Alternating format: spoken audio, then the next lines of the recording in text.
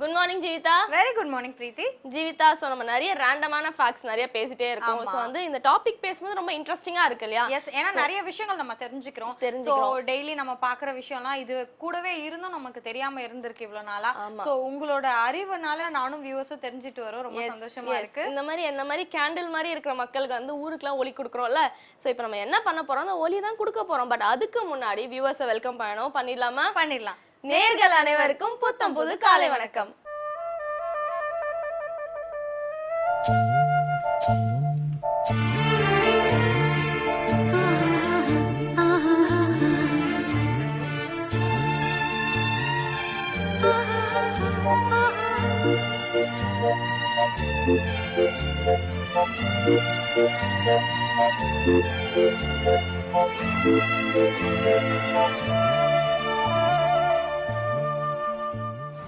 பிரீத்தி, queen Elizabeth 1 பாத்திருக்கீங்களா? இல்ல, பார்த்தது இல்ல. நான் பாத்திருக்கேன்ப்பா. அப்படியா? எங்க பாத்திருக்கீங்க? ரொம்ப கஷ்டப்பட்டு தேடி அவங்களோட போட்டோ பாத்திருக்கேன். பார்த்தா அப்படியே உன்ன மாதிரி இருக்காங்க. அவங்கள ஏதோ டேமேஜ் பண்ண போறீங்கன்னு தெரிஞ்சிருச்சு. என்ன விஷயம்? இல்ல அவங்கள டேமேஜ்லாம் நான் பண்ண போறது இல்ல. அவங்கள பத்தி ஒரு விஷயம் தான் நான் சொல்ல போறேன். ஓகேவா? அவங்க வந்து ஒரு விஷயம் டிக்ளேர் பண்ணிருக்காங்க. என்னன்னு பார்த்தனா வந்து நான் தான் வந்து சுத்தத்துக்கு பேர் போனவ அப்படின்னு சொல்லிருக்காங்க. ஓகே, நல்ல விஷயம். சோ பயங்கரமா க்ளீனா இருக்கிறவ நான் மட்டும் தான் அப்படின்னு சொல்லிருக்காங்க. அவங்களோட பீரியட் ரொம்ப ரொம்ப வருஷம் முன்னாடி. ஏன்னா குவீன் எலிசபெத் அது 1 இவங்க. ஓகேவா? சோ இவங்க வந்து நான் தான் சுத்தத்துக்கு பேர் போனவ அப்படின்னு அவங்களே அவங்க டிக்ளேர் பண்ணிருக்காங்க. ஆனா இதுல ஒரு ஷாக்கிங்கான விஷயம் என்னன்னு பார்த்தனா அவங்க 3 monthsக்கு ஒன்ஸ் தான் குளிப்பாங்களாம். 3 monthsக்கு ஒன்ஸ் குளிச்சே தான் சுத்தமானவ அப்படின்னு சொல்றாங்க. ஏன் அப்படின்னு பார்த்தனா அந்த ஊர்ல இருக்கிற யாருமே குளிக்க மாட்டாங்களாம். வருஷத்துக்கு ஒரு வாட்டி அப்படிதான் ரொம்ப ரேரா குளிப்பாங்களாம். அந்த பீரியட்ல ரொம்ப லாங் பேக் ஆகும். ஓகேவா? சோ அதுல பார்த்தனா நம்ம குவீன் எலிசபெத் 1 மட்டும் தான் 3 monthsக்கு ஒன்ஸ் குளிக்கறாங்க. சோ அப்படினா அவங்க தான சுத்தமானவங்க அந்த ஊர்ல. சோ அத வந்து அவங்க மென்ஷன் பண்றாங்க. ஓகே, மேபி வந்து அவங்க அப்ராட்ல இருக்காங்க. அந்த கிளைமேட்லாம் வந்து செட் ஆகாது இல்லையா? சோ அதனால நம்மளும் கூட வந்து குளிர்காலத்துல வந்து குளிக்கிறது கஷ்டப்படுவோம்ல. சோ அதனால அங்க குளிர் அதிகமா இருந்திருக்கலாம். அப்படி நிலைமை வந்திருக்கலாம். யார் கண்டா தண்ணி இல்லாம இருந்திருக்கலாம். எஸ், இந்த மாதிரி நிறைய பிரச்சனை எப்படின்னு தெரியாம இருந்திருக்கலாம். சோப் இல்லாம இருந்திருக்கலாம். இப்படி பேசிட்டே போலாம். ஆனா நம்ம ஷோவோட ஃபர்ஸ்ட் செக்மெண்ட் ரெடியா இருக்கு. பாத்துடலாமா? பாத்துடலாம். இது சூரியோதயம்.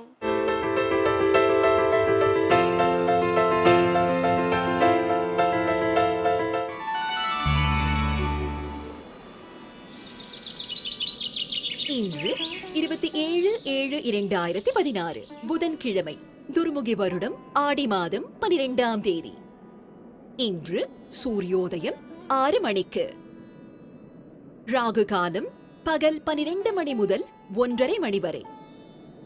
யமகண்டம் காலை 7:30 மணி முதல் 9 மணி வரை. குளிகன் பகல் 10:30 மணி முதல் 12 மணி வரை. திதி பிற்பகல் 3:59 வரை அஷ்டமி, பிறகு நவமி. நட்சத்திரம் காலை 10:42 வரை அஸ்வினி, பிறகு பரணி. சுப ஓரைகள் காலை 6 மணி முதல் 8 மணி வரை, 9 மணி முதல் 10 மணி வரை, பகல் 12 மணி முதல் 3 மணி வரை, மாலை 4 மணி முதல் 5 மணி வரை. யோகம் மதியத்திற்கு பின் சித்த யோகம். சந்திராஷ்டமம் கன்னி ராசிக்கு. ஜீவிதா, அடுத்த ஃபேக்ட் வந்து நிறைய பேருக்கு ஆல்மோஸ்ட் தெரிஞ்சிருக்கலாம். தெரியாதவங்களுக்கு இப்போ தெரியட்டுமேன்றதால சொல்றேன். என்னன்னு பாத்தீங்கன்னா, கெட்டு போகாத சாப்பிடுற பொருள் என்னன்னு பாத்தீங்கன்னா தேன். ஆமா, ஓகே, இது நிறைய பேருக்கு தெரிஞ்சிருக்கும். இதை எப்படி அவங்க ப்ரூவ் பண்ணாங்கன்ற விஷயத்தை தான் நான் இப்ப சொல்ல போறேன். யூரோப்ல வந்து நிறைய ஈஜிப்ட் பிரமிட்ஸ்லாம் இருக்கு இல்லையா? சோ அதுல பாத்தீங்கன்னா மனிதரோட முகம் அந்த வடிவத்துல வந்து நிறைய சிலைகள் இருக்கும் இல்லையா? நம்ம பார்த்திருப்போம், நிறைய வந்து சாங்ஸ்ல எல்லாம் பார்த்திருப்போம். நம்ம பிரசாந்த், ஐஸ்வர்யா எல்லாம் பண்ணிருப்பாங்க. சோ அந்த மாதிரி இருக்கிற அந்த முக வடிவில் இருக்கிற அந்த சிலைகளுக்கு மேல பாத்தீங்கன்னா வந்து தேன் கூடுலாம் இருந்துச்சாம். ஓகே. சோ அதுல பாத்தீங்கன்னா தேனீகள் வந்து நிறைய தேனை வந்து சேகரிச்சு வச்சிருக்காங்க. இதெல்லாம் வந்து பாத்தீங்கன்னா பல்லாயிரம் வருஷங்களுக்கு முன்னாடி இருந்த சிலைகள். சோ அது மேல கட்டப்பட்ட அந்த தேன் கூண்டுல இருக்க தேனை எடுத்து இப்போ டேஸ்ட் பண்ணி பார்த்திருக்காங்க. இப்போ இருக்க தேனையும் டேஸ்ட் பண்ணிருக்காங்க. ரெண்டுத்துலயும் ஒரு சின்ன டிஃபரன்ஸ் கூட ஸ்பாட் பண்ண முடியல அப்படின்னு சொல்லிட்டாங்க.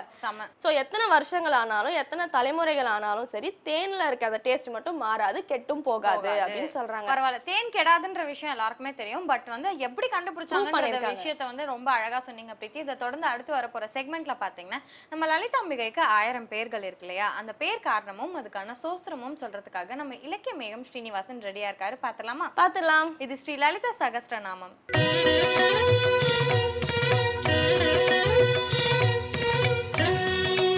ஸ்ரீவித்யோபாசனாசக்தம் ஸ்ரீவித்யாபீடபூஷணம் ஸ்ரீவித்யாபினவம் வந்தே ஸ்ரீ கிருஷ்ணானந்த சர்க்குரும். அனைவருக்கும் இனி காலை வணக்கம். ஸ்ரீ லலிதா சகஸ்ரநாமம் அன்னையின் 1000 திருநாமங்களை ஒவ்வொரு நாளும் விடியற்காலையிலே வேந்தர் தொலைக்காட்சி மூலமாக புத்தம்புது காலையிலே நாம் சிந்தித்து வருகிறோம். பராசக்தியினுடைய இருப்பிடம் ஸ்ரீமன் நகரநாயிகாயே நமக, ஓம் சிந்தாமணி கிருகாந்தஸ்தாயே நமக என்கின்ற நாமங்களை தொடர்ந்து தேவி இருக்கக்கூடிய அவளுடைய ஆசனம் ஓம் பஞ்ச பிரம்மானஸ்திதாயே நமக. பிரம்மா, விஷ்ணு, ருத்ரன், ஈசானன், சதாசிவன் ஆகிய 5 பேரும் அடங்கிய ஆசனத்தில் அமர்ந்திருக்கும் அன்னைக்கு வணக்கம் என்கின்ற திருநாமம். இந்த உலகத்திலே எல்லாவற்றிற்குமான மூலம் ஒன்று இருக்கிறது. அந்த மூலம் இருக்கிறதே, அதுதான் ஆதி மூலம். அவள்தான் ஆதி பராசக்தி. அவள் இந்த உலகத்திலே பரவெளியாக நிறைந்திருக்கிறாள். ஒன்றாய் அரும்பி பலவாய் விரிந்து இவ்வுலகெங்குமாய் நின்றாள், அனைத்தையும் நீங்கி நிற்பாள் என்பார் அபிராமி பட்டர். அப்படி பரவெளியாக இருக்கக்கூடியவள் ஒரு செயலை செய்ய வேண்டும் என்று சொன்னால் அந்த செயலை செய்வதற்கு ஒரு உருவம் தாங்கி வர வேண்டும். ஒரு அருள் இருக்கிறது, அன்பு நம்ம இடத்துல இருக்கிறது. இந்த அன்பை நாம் வெளிக்காட்ட வேண்டும். என்னிடத்திலே அன்பு இருக்கிறது, என் மகளுக்கு அன்பு இருக்கிறது, எனக்கும் என் மகளுக்கும் அன்பு இருக்கிறது என்பதை வெளிக்கொணர வேண்டும் என்று சொன்னால் அந்த வெளிக்கொணர்வதற்கு நான் ஏதாவது ஒரு பொருளை அன்பின் அடையாளமாக பரிசாக கொடுக்கிறேன். ஒரு அன்பை வெளிப்படுத்துவதற்கு ஒரு அடையாளம் தேவைப்படுவது போல இந்த உலகத்தை படைத்து காத்து அழிப்பதற்கு, மறைப்பதற்கு, அருள் செய்வதற்கு ஒரு உருவம் தேவைப்படுகிறது. அப்படி உருவமற்ற பராசக்தியாக இருக்கக்கூடியவள், உருவம் இல்லாத பரவெளியாக இருக்கக்கூடிய அந்த பரதேவதை உருவத்தை தாங்கிக் கொள்கிறாள். அந்த உருவத்தை தாங்கிக் கொள்ளக்கூடிய அந்த பரதேவதை இருக்கிறாளே, அவள் படைப்பதற்கு ஒன்று, காப்பதற்கு ஒன்று, அழிப்பதற்கு ஒன்று, மறைப்பதற்கு ஒன்று, அருள்வதற்கு ஒன்று என்று 5 வகையான நிலையிலே பிரிந்து நிற்கிறாள். பொதுவாக 3ஐ மட்டும் சொல்லுவோம். ஆக்கலில் வாணியாவாய், அழித்தலில் திருவாய் நிற்பாய், அழிக்கின்ற வேளை வந்தால் அந்தமில் துர்க்கையாவாய், தீக்கொண்ட கரத்துநாதன் திருப்பராசக்தியாக திரிபுரம் 7 லோகம் திருவருள் புரிந்து நிற்பாய், வாக்குயர் கமலச் செல்வி வாடை நீ தென்றல் நீயே, வளமென இறப்போர்க்கெல்லாம் வந்தருள் புரிகின்றாயே என்பது கவியரசர் கண்ணதாசனுடைய அற்புதமான பாடல். சிவம் இருக்கிறதே அது ஒரு பொருள், சக்தி இருக்கிறதே அது செயல்படக்கூடிய விஷயம். பகவான் ராமகிருஷ்ணர் சொல்லுவார், விளக்கு இருக்கிறது, ஒரு பல்ப், எலக்ட்ரிக் பல்ப் என்று சொன்னால் தனியான பல்பு நமக்கு எந்த பிரயோஜனமும் இல்லை. அதற்குள்ளாக கரண்ட் என்று ஒன்று செலுத்தப்படுகிற பொழுது அது ஒளிர்கிறது. நாம் கரண்ட்டை தனியாக வைத்து எதுவும் செய்ய இயலாது. அந்த கரண்ட்டு செயல்பட வேண்டுமானால் ஒரு பல்பு நமக்கு தேவை. அப்படி கரண்ட்டாக பராசக்தி இருக்கிறாள், அதனை வெளிக்கொணரக்கூடிய பல்பாக சிவன் இருக்கிறார். அப்படி சிவமும் சக்தியும் இணைந்த வடிவம் இருக்கிறதே, அதுதான் இந்த உலகத்தை எல்லாம் எல்லா வகையிலும் பரிபாலனம் பண்ணி கொண்டிருக்கிறது. அப்படி சிவமும் சக்தியும் இணைந்த தன்மையினாலே சிவத்தின் மேலே சக்தி இருக்கிறாள். அப்படி பராசக்தி சதாசிவன் என்கின்ற ஆசனத்தின் மேலே அமர்ந்திருக்கிறாள் என்ற பொருள் இருக்கிறதே. நீங்கள் லலிதா பரமேஸ்வரனுடைய படம் சில படங்களிலே பார்த்திருக்கலாம்.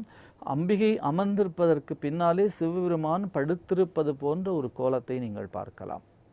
அதுபோல சில படங்கள் இருக்கிறது. அதனுடைய தத்துவார்த்தமான விளக்கம் என்ன? சிவத்தின் மேலே சக்தி இருக்கிறாள்.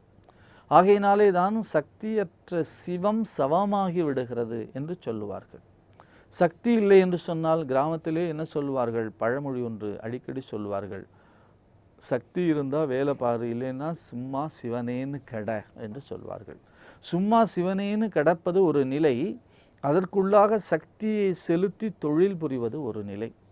தேவி இந்த உலகத்திலே தொழில் புரிய வேண்டும், இந்த உலகத்தை பரிபாலனம் பண்ண வேண்டும். ஏனென்றால் அவள்தான் மகாராணியாக இருக்கிறாள் என்பதனாலே அவளை அருகிலே இருந்து பார்க்கக்கூடிய மிகப்பெரிய பாக்கியம் கிடைக்கும் என்பதனாலே தான் இவர்கள் தாங்களே கட்டிலினுடைய கால்களாகவும் கட்டிலினுடைய மேல் மெத்தையாகவும் மாறிக்கொள்ள ஆசைப்பட்டார்கள் என்று சிலர் இதற்கு விளக்கம் சொல்லுவார்கள். என்றால் இறைவன் அருகிலே இருப்பது ஒரு பேறு.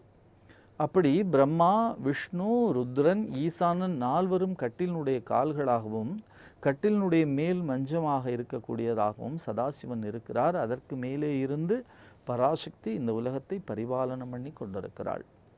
நம்முடைய சமயத்திலே தான், நம்முடைய சனாதன தர்மத்திலே தான் எல்லாவற்றிற்குமாக, ஏன் இறைவாழ்க்கையை கூட அந்தந்த பகுதியாக பிரித்து சொல்லக்கூடிய ஒரு மேனேஜ்மெண்ட் குவாலிட்டி என்று சொல்லுவார்களே, அப்படி ஒரு அலுவலகம் என்று இருந்தால் அந்த அலுவலகத்திலே ஒரு மேலாளர், அவருக்கு கீழாக அடுத்த நிலையில் ஒரு சூப்பரண்டென்ட், அதற்கு கீழே இருக்கக்கூடிய ஒரு கிளார்க், அவருக்கு கீழே இருக்கக்கூடிய ஒரு ரெக்கார்ட் கிளார்க், அவருக்கு கீழே இருக்கக்கூடிய பியூன் என்று எப்படியெல்லாம் ஒரு மிகப்பெரிய நிர்வாகத்திற்கு தேவையோ அந்த நிர்வாகத்தை நம்முடைய சமயத்திலேயே கொண்டு வந்து நம்முடைய பெரியவர்கள் சமைத்து வைத்திருக்கிறார்கள். படைப்பதற்கென்று ஒருவர், காப்பதற்கென்று ஒருவர், அழிப்பதற்கென்று ஒருவர், பரிபாலனம் பண்ணி மறைப்பதற்கென்று ஒருவர், அதையும் தாண்டி இவற்றையெல்லாம் செய்யக்கூடிய, ஆர்டர் போடக்கூடிய மாபெரும் சக்தியாக, ஆணையிடுவதற்கான பரதேவதையாக பராசக்தி இருக்கிறாள் என்பதுதான் அந்த மிகப்பெரிய தத்துவமாக வியந்து போகிறார்கள். நம்முடைய சனாதன தர்மம் அத்தகைய உயர்ந்த தத்துவத்தை நமக்கு தந்திருக்கிறது.